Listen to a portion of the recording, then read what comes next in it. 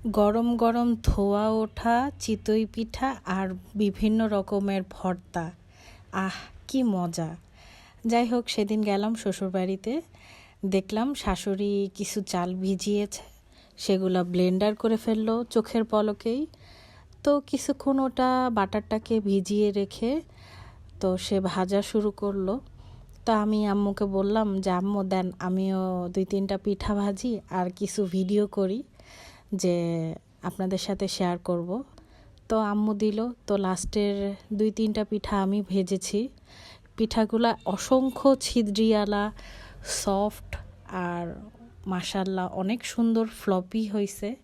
খুবই ভালো লাগলো পিঠা খেতে। আমি তো শুধু শুধু রান্নাঘরে দাঁড়িয়েই 2টা পিঠা খেয়ে ফেলছি।